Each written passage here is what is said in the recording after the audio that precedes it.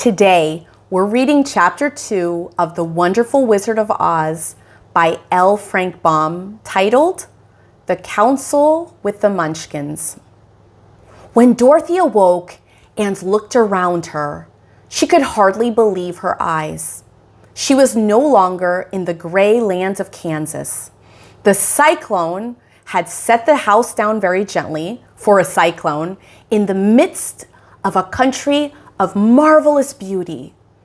There were lovely patches of greensward all about, with stately trees bearing rich and luscious fruits. Banks of gorgeous flowers were on every hand, and birds with rare and brilliant plumage sang and fluttered in the trees and bushes.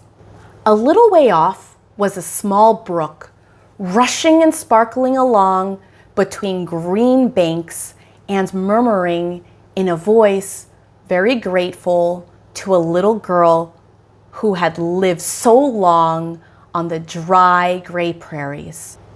While she stood looking eagerly at the strange and beautiful sights, she noticed coming toward her a group of the queerest people she had ever seen. They were not as big as the grown folks she had always been used to, but neither were they very small. In fact, they seemed about as tall as Dorothy, who was a well-grown child for her age, although they were, so far as looks go, many years older. 3 were men and 1 a woman, and all were oddly dressed. They wore round hats that rose to a small point a foot above their heads, with little bells around the brims that tinkled sweetly as they moved. The hats of the men were blue, the little woman's hat was white, and she wore a white gown that hung in pleats from her shoulders. Over it were sprinkled little stars that glistened in the sun like diamonds.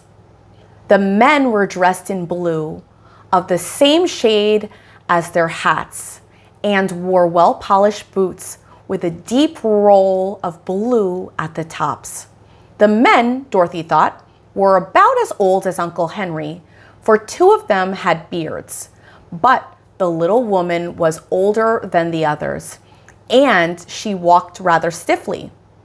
When these people drew near the house where Dorothy was standing in the doorway, they paused and whispered together as if afraid to come farther. But the little old woman walked up to Dorothy, made a low bow, and said in a sweet voice, "You are welcome, most noble sorceress, to the land of the Munchkins. We are so grateful to you for having killed the Wicked Witch of the East and for setting our people free from bondage." Dorothy listened to this speech with wonder. What could the little woman possibly mean by calling her a sorceress and saying she had killed the Wicked Witch of the East? Dorothy was an innocent, harmless little girl who had been carried by a cyclone many miles from home, and she had never killed anything in all her life. But the little woman evidently expected her to answer, so Dorothy said with hesitation, "You are very kind, but there must be some mistake. I have not killed anything." "Your house did anyway," replied the little old woman with a laugh. "And that is the same thing. See? There are her 2 feet, still sticking out from under a block of wood." Dorothy looked and gave a little cry of fright. There, indeed, just under the corner of the great beam the house rested on, 2 feet were sticking out, shod in silver shoes with pointed toes. "Oh dear! Oh dear!" cried Dorothy, clasping her hands together in dismay. "The house must have fallen on her. Whatever shall we do?" "There is nothing to be done," said the little woman calmly. "But who was she?" asked Dorothy. "She was the Wicked Witch of the East, as I said," answered the little woman. She has held all the Munchkins in bondage for many years, making them slave for her night and day. Now they are all set free and are grateful to you for the favor. Who are the Munchkins? Inquired Dorothy. They are the people who live in this land of the East, where the Wicked Witch ruled. Are you a Munchkin? Asked Dorothy. No, but I am their friend. Although I live in the lands of the North, when they saw the Witch of the East was dead, the Munchkins sent a swift messenger to me, and I came at once. I am the Witch of the North. Oh, gracious, cried Dorothy. Are you a real witch?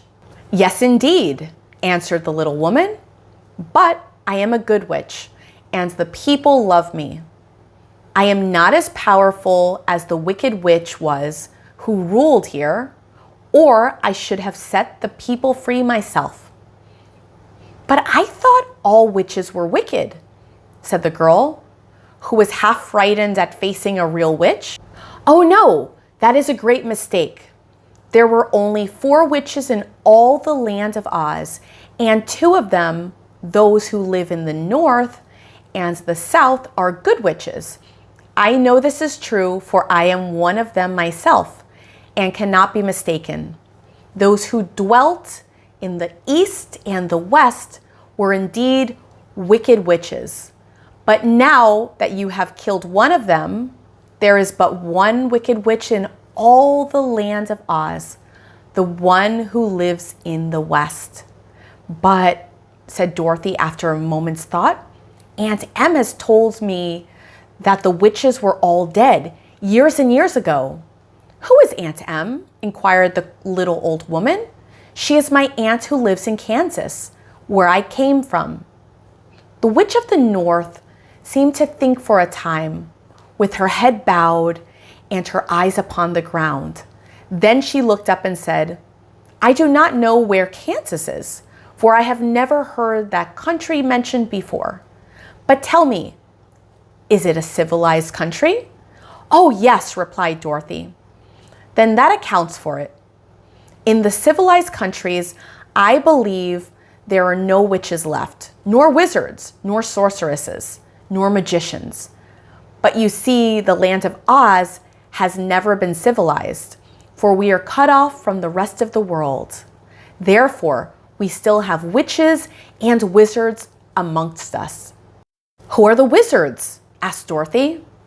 Oz himself is the great wizard, answered the witch, sinking her voice to a whisper. He is more powerful than all the rest of us together. He lives in the City of Emeralds. Dorothy was going to ask another question, but just then the Munchkins, who had been standing silently by, gave a loud shout and pointed to the corner of the house where the Wicked Witch had been lying. What is it? Asked the little old woman, and looked and began to laugh. The feet of the dead witch had disappeared entirely, and nothing was left but the silver shoes. She was so old, explained the Witch of the North, that she dried up quickly in the sun. That is the end of her. But the silver shoes are yours, and you shall have them to wear. She reached down and picked up the shoes, and after shaking the dust out of them, handed them to Dorothy. The Witch of the East was proud of those silver shoes, said one of the Munchkins, and there is some charm connected with them. But what is it we never knew?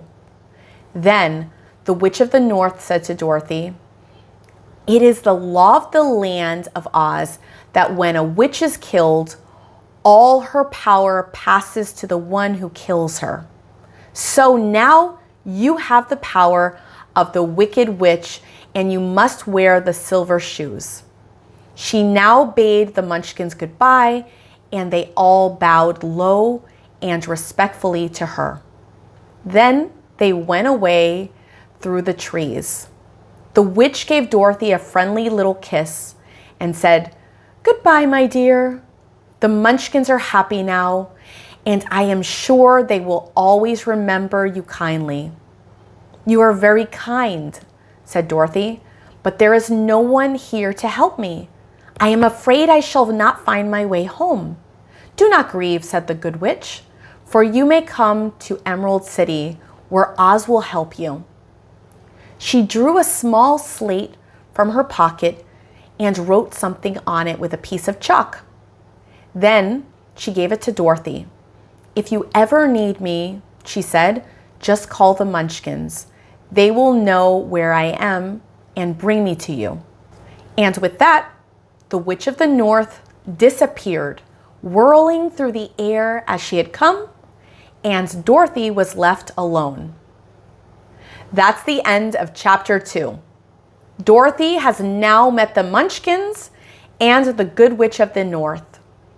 Her journey has officially begun. For more stories in English, make sure to take a look in the description below, where I have included my playlist for English listening practice with stories.